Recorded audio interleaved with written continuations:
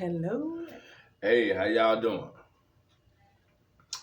And we back this week. You know what I'm saying? Talking about this rap beef. I'm just being honest.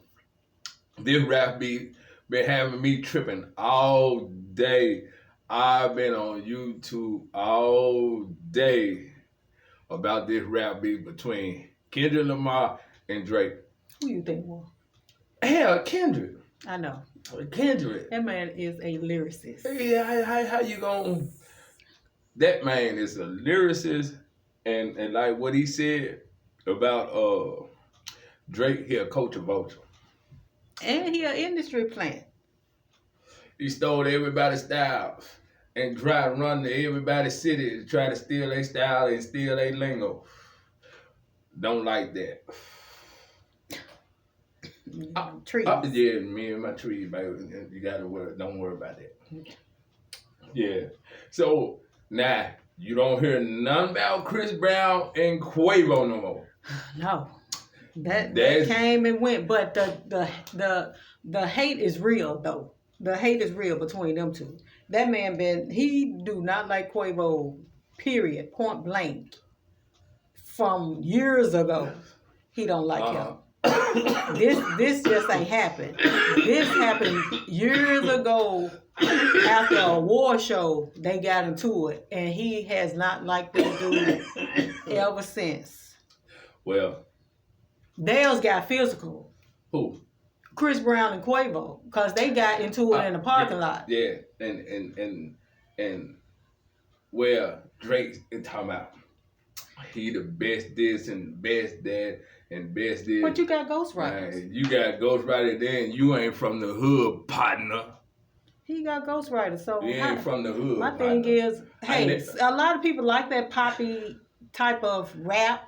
You know what I'm saying? They like that, but to me, I have never liked Drake. I can't stand his voice. I just don't like him. I don't know. I mean, he got some catchy tunes like Sexy Red. She got catchy tunes or whatnot. But I mean, it's not my style.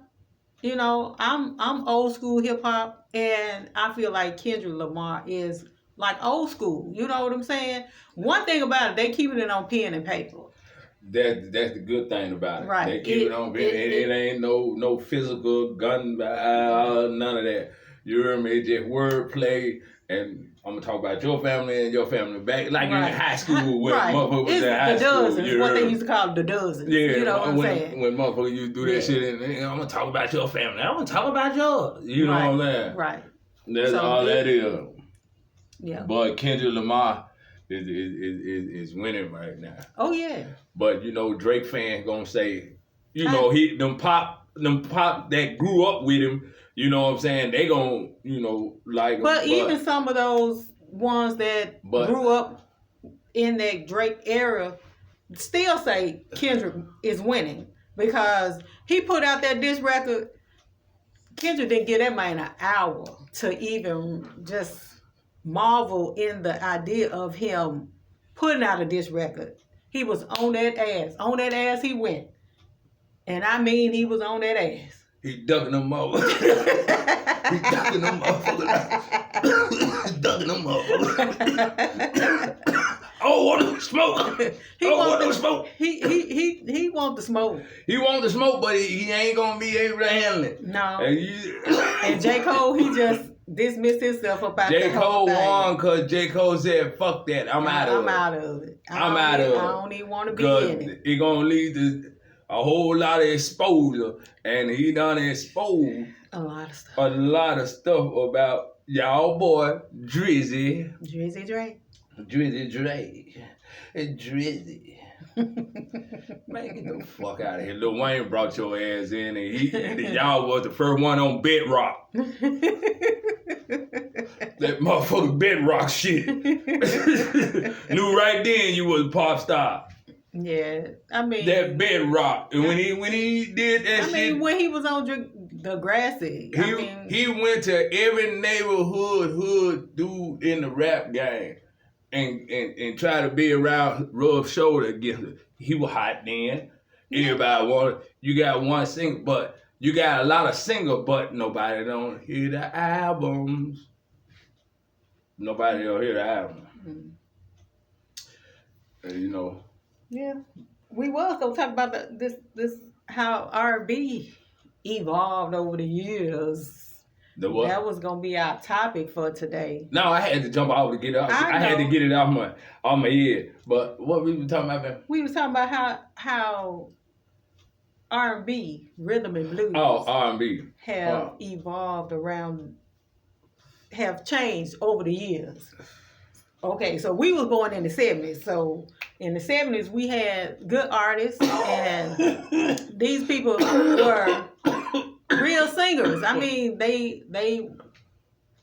had bands and played instruments and all that stuff. It wasn't all that sampling people music and stuff. They actually had bands, people who played real instruments. You know what I'm saying? And the artists themselves played instruments. But now, but we were talking about, you know what I'm saying, the 80s and the 90s. I mean, even in the 80s, they still had bands, because you still had people like Luther Vandross. You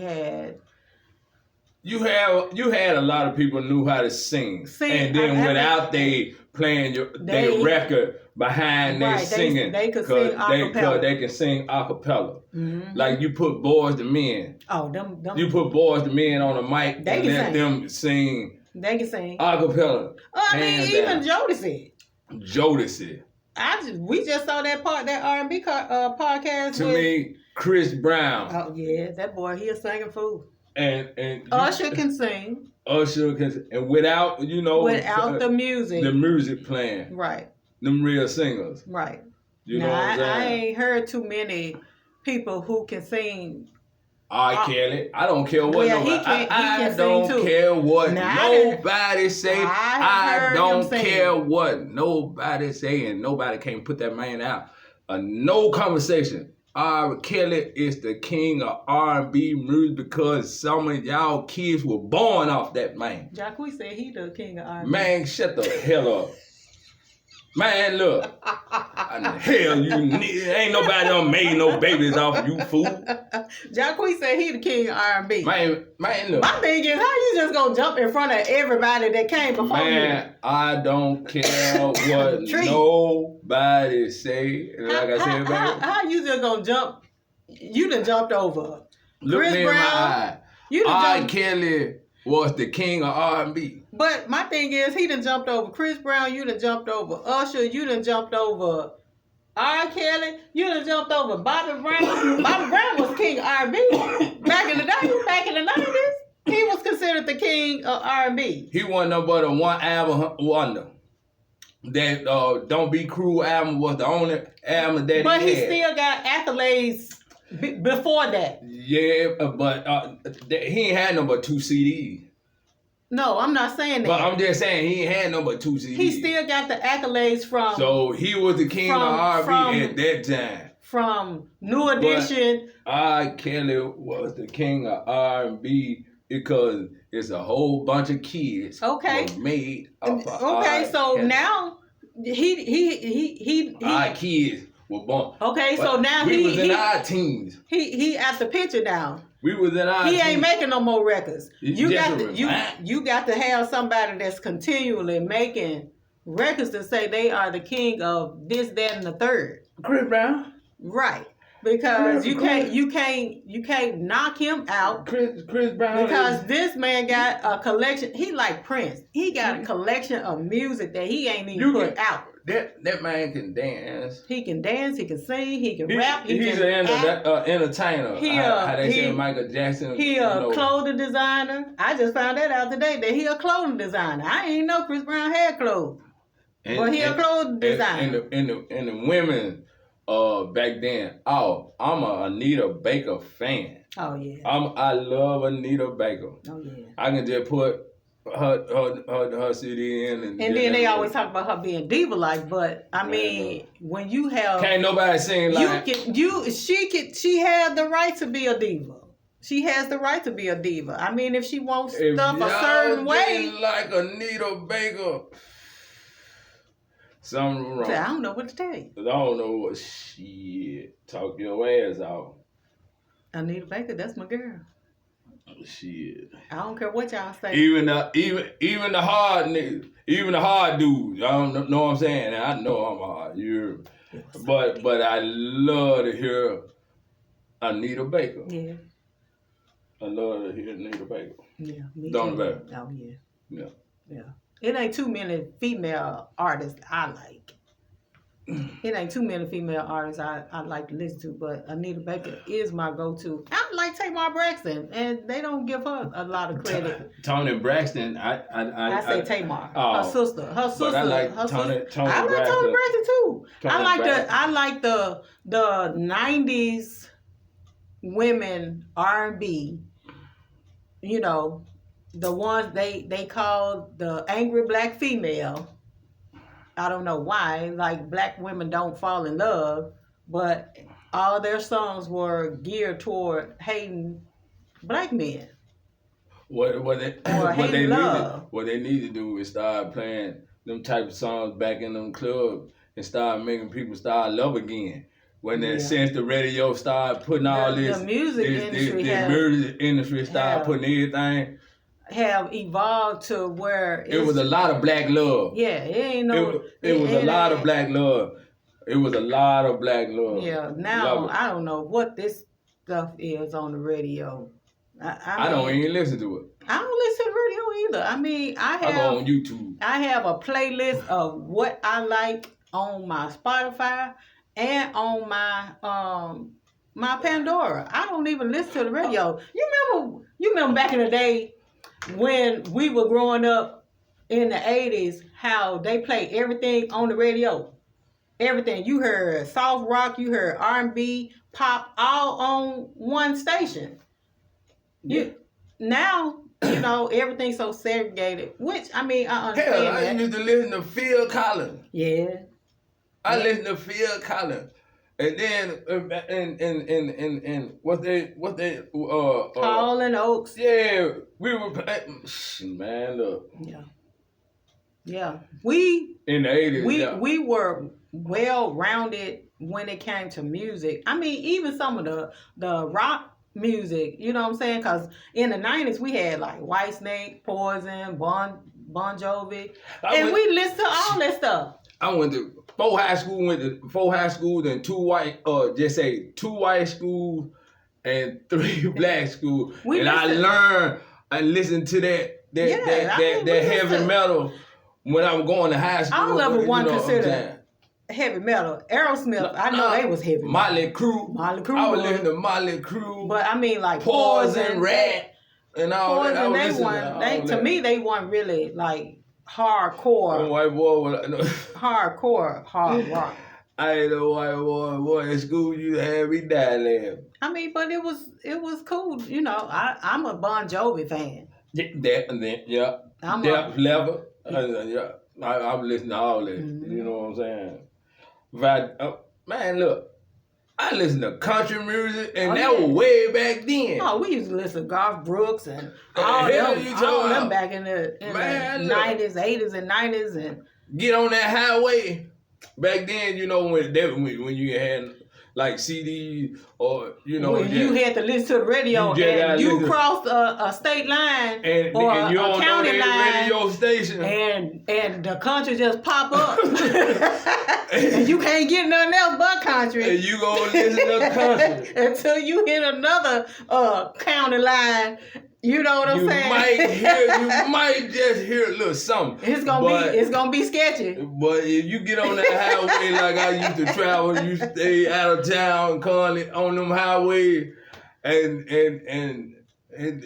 up that way. Yeah, up toward Tennessee. Yeah, it's country. I remember when Mario was up there. It's country. But Mario, oh my God, when I went to visit him in Clarksville when he stayed up there. Just imagine riding in a car with a boombox right behind you, and he got it blasted to the freaking. Better not. Oh, he did. He didn't care. Better not. He didn't care. Shit, I can't ride with all that loud music. I tell my partner them when I get in the Your car, whole body just vibrating. I tell my homie them, look, man, turn that shit down. I know. I can't stand all that loud music. I can't. Look, hey. My kids used to think I was crazy because I would ride in silence. That shit. We on silent ride today. My partner. I would have the radio off. Like you say I'm weird because I be in the back with nothing on and it be quiet. Sometimes you got to quiet your mind. I remember I ride with a partner of mine, recipes, man. I love him to death. I ride with Jam up in the highway and we riding he had a little brown little Central thing. Man, that mud had that radio blasting, we riding up Tennessee. I'm like, are you for real? We ain't finna ride all the way with this loud ass music. Y'all ride. Man, y'all gonna rap all that this loud music. Jam looked at me like, oh, man, we smoking. Man, we bumming. I'm like, I can't get in no car. Y'all gonna ride with that music on. Man. Y'all gonna rap with that music on now. Did you like that? Mm-hmm. Yeah. Man. Damn. But I try to keep my kids rounded in music. They listen to all type of stuff.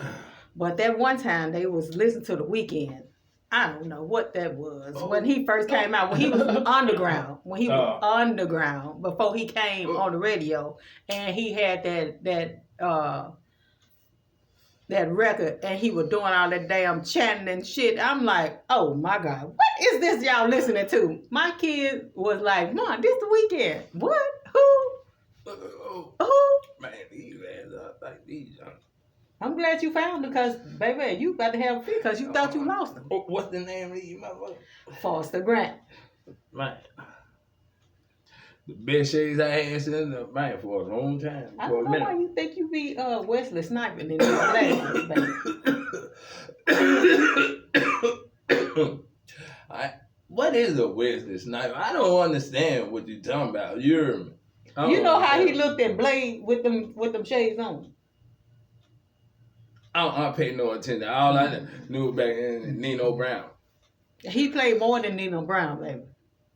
When I say you trying to Wesley Snipes, back in the 90s, Wesley Snipes was goddamn trees. He was a sex symbol for black women. It was him.